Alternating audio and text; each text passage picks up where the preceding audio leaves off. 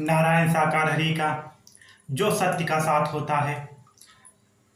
यह नाम ही नारायण साकार हरि का सत्य का साथ, सच्चाई की जो सच्चाई और हकीकत बताई जाती है नारायण साकार हरि के सत्य के साथ में, क्योंकि वहाँ पर नारायण साकार हरि के जो भी मुखारबिंद से निकलता है वह सत्य ही होता है, अटल सत्य होता है। और जो वहाँ पर आप बीती किसी भी महापुरुष के द्वारा या किसी भी देवी स्वरूप महिला के द्वारा आप बीती बताई जाती है वह अटल सत्य होती है। उसमें किसी भी प्रकार से कोई भी मिलावट नहीं की जाती है। बिल्कुल सत्य घटना जो घटती है वही बताई जाती है। आप लोग नारायण साकार हरि के सत्य के साथ में जो भी जाते हैं और उन लोगों को जो समस्या का समाधान होता है, एक भाई जी के द्वारा या बीती सत्य के साथ में बताई जा रही है कि उन्होंने सत्य के साथ में नारायण साकार हरि के जाने से पहले वो कैसे थे और जाने के बाद उनमें क्या परिवर्तन आया, क्या बदलाव आया। आप लोग इस वीडियो के माध्यम से सुनिए।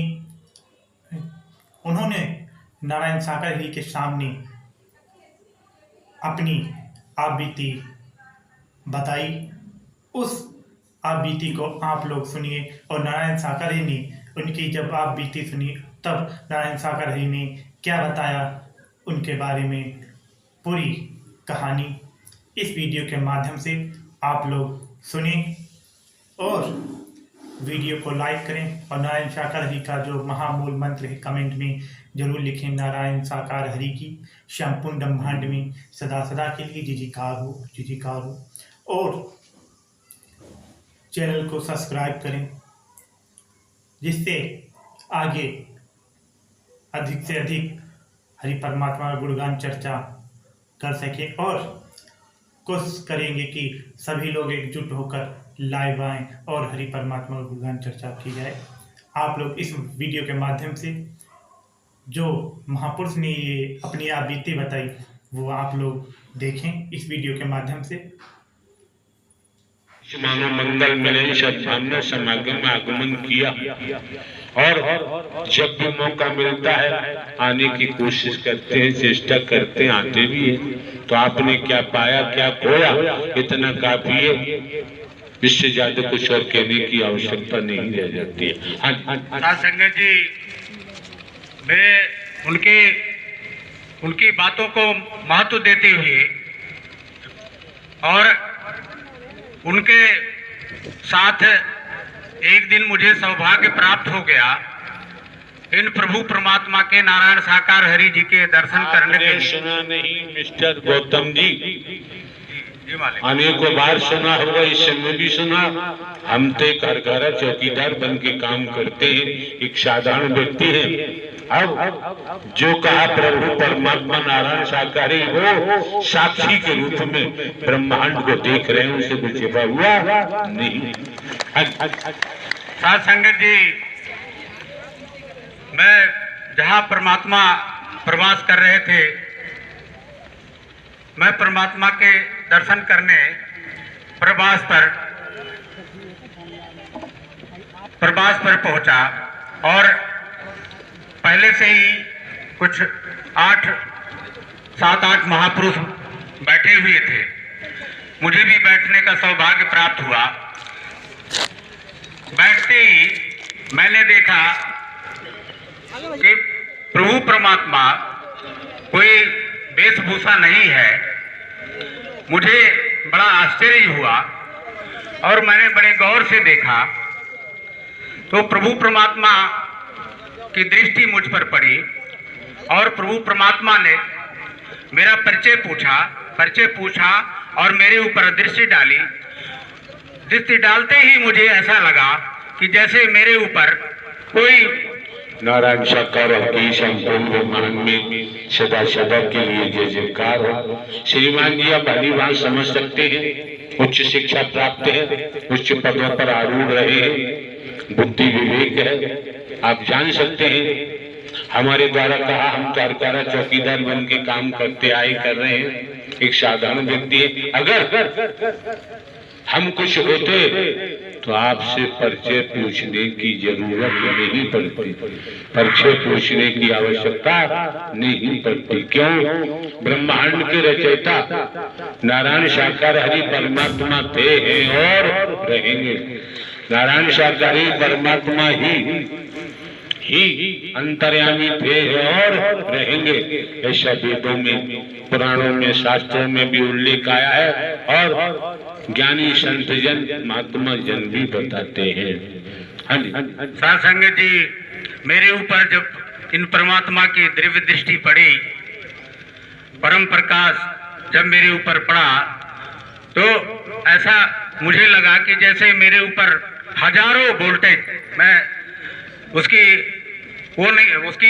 वोल्टेज नहीं बता सकता, लेकिन इतना कह सकता हूं कि जैसे हजारों हजार, लाखों लाखों वोल्टेज का करंट मेरे शरीर पर दौड़ गया। और बात बताएं, वे माइक को सही क्यों नहीं रखते?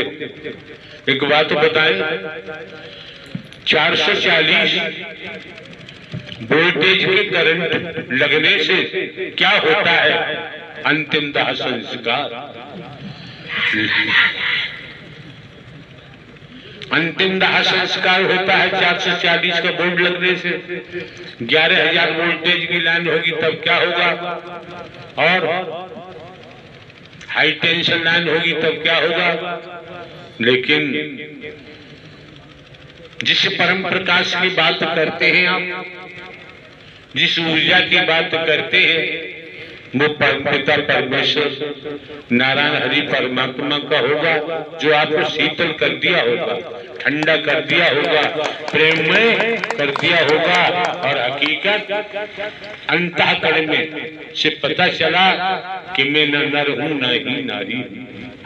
साध संगत जी, वो दिव्य दृष्टि पड़ते ही मेरे शरीर पर वो प्रभाव पड़ा, मेरे दिमाग, मेरे तन और मेरे मन, मेरे हृदय पर वो असर हुआ कि जैसे मेरा तन तो वही है, शरीर तो वही है, लेकिन मेरा जीते जी पुनर्जन्म हो गया। मेरे मन और मस्तिष्क में ये इस प्रकार का परिवर्तन हुआ, इस स्तर का परिवर्तन हुआ कि मुझे लगने लगा कि मेरे अंदर एक बहुत बड़ा परिवर्तन हो गया। और जो सामने बैठे हुए हैं ये परमपिता परमेश्वर, ये कोई जो उन महापुरुष ने बताया था, मेरा वो संदेह दूर हो गया और मुझे ये विश्वास हो गया कि ये परम प्रकाश जहाँ से निकल रहा है, ये दिव्य दृष्टि जो मेरे ऊपर पड़ रही है, ये परमपिता नारायण साकार हरि की ही हो सकती है, इस ब्रह्मांड के सृजनहार की ही हो सकती है, इस संपूर्ण सृष्टि के रचयिता की ही हो सकती है। और तब से लेकर के अब तक मुझे पूरा विश्वास हो गया और मेरी ये कोशिश रहती है कि मैं इन परमपिता परमेश्वर के, इन नारायण साकार हरि जी के जितना दर्शन करूं, जितना इनके वाणी, अमृत वाणी को सुनूं, जो इनके ब्रह्म वाणी को सुनूं, वो मेरे लिए उतना ही कम है। ये मेरी समझ में आ गया। और उस दिन लगभग 2-2.5 घंटे मुझे बैठने का अवसर प्राप्त हुआ, सौभाग्य प्राप्त हुआ। और जब वापस मैं अपने निवास स्थान पर गया और मेरा ये अनुभव है कि जो पारिवारिक कठिनाइयाँ, जो विभाग की कठिनाइयाँ, जो विभाग का तनाव जो मेरे दिमाग पर रहता, उससे पहले रहता था, जिसके कारण मैं समझता हूँ कि उससे पहले 10वें साल की ऐसी स्थिति थी कि मुझे कभी ठीक से नींद नहीं आई होगी और अनावश्यक बातें मेरे दिमाग में इतनी बेचैनी पैदा करती थी कि मुझे 1 मिनट भी, 1 पल भी शांति नहीं मिलती थी। अपने जो परिवार की समस्याएं जो विभाग की जो समस्याएं मेरे दिमाग में उलझन, इस तरह से उलझन पैदा होती थी, ये काम कैसे, ये समस्या कैसे हल होगा, छोटी छोटी सी बातों को लेकर के भी मैं बहुत बेचैन रहता था। उस रात, उस वजह से मुझे, मैं समझता हूँ 10 साल से मुझे चैन की नींद नहीं पड़ी होगी, मेरी नींद नहीं पूरी हुई होगी। और उस रात जब मैं अपने निवास पर जाकर के सोया हूँ तो आपसे यकीन के साथ कहता हूँ कि मेरी 10 साल की नींद एक रात में पूरी हो गई। साथ संगत जी, श्रीमान जी, आप लोग श्रवण कर रहे हैं, आपके सम्मुख महापुरुष जी खड़े हैं। इन्होंने कहा कि 10 साल की नींद एक रात्रि में पूरी हो। तो आप भी समझो, जन्म जन्मांतर से कर्मों के आधार पर नाना प्रकार की योनियों में यातना भोगते आए हो। अब इन नारी का शरीर मिला है पूर्ण विश्रांति के लिए। अगर आज भी चूक गए, आज भी आत्म कल्याण वाला कार्य नहीं किया, तो फिर जन्म जन्मांतर तक कर्मों के आधार पर भोगना ही पड़ेगा। तो आज जाग जाइए। तो आत्मा को भी पूर्ण विश्रांति चाहिए। जब तक ये पूर्ण विश्रांति तक नहीं पहुंचेगी, तब तक अनंत कालों तक नाना प्रकार के तलों में जाना पड़ता है। वेद भी पुष्ट करता है, शास्त्र भी बताते हैं, वैदिक काल का इतिहास भी बताता है, संत जन महात्मा जन भी बताते हैं। साथ संगत जी,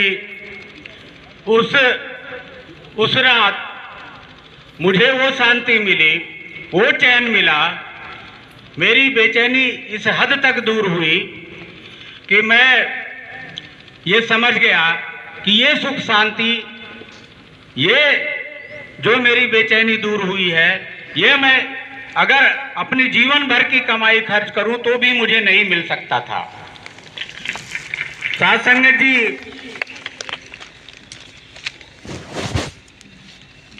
ये कोई किस्सा कहानी की बात नहीं, किसी ये श्रीमान जी जानकारी दे रहे हैं, ये कोई किस्सा कहानी नहीं, खुद बीती बता रहे, हद बीती बता रहे। जीवन में सब कुछ आया, बर्दाश्त किया, वो कहानी बता रहे हैं। हर किसी के जीवन में होता है, पशुओं के जीवन में भी, पक्षियों के जीवन में भी। कभी हमने सोचा कि पक्षी कहां से अपना भोजन तलाश करते हैं और रात्रि को विश्राम कहां करते हैं? किसी को ख्याल आता है? ये कीड़े मकोड़े गंदे नालों में, गटरों में बहते हैं, इन्हें कहां नींद आती होगी, कैसे मरते होंगे? तमाम पशुओं की बातें आती हैं। कितनी बार ये हम बने होंगे अनंत कालों में, और कर्मों की सजा पूरी हुई तब मौका दे दिया, न नारी का शरीर दे दिया। इसके द्वारा मेरी साधना कर, मेरी भक्ति कर, तू शरीर नहीं है, तू न नारी नहीं है, मेरी भक्ति कर, तुझे मोक्ष प्राप्त होगा, तेरा बेड़ा पार होगा, न कभी जन्मेगा न कभी मरेगा।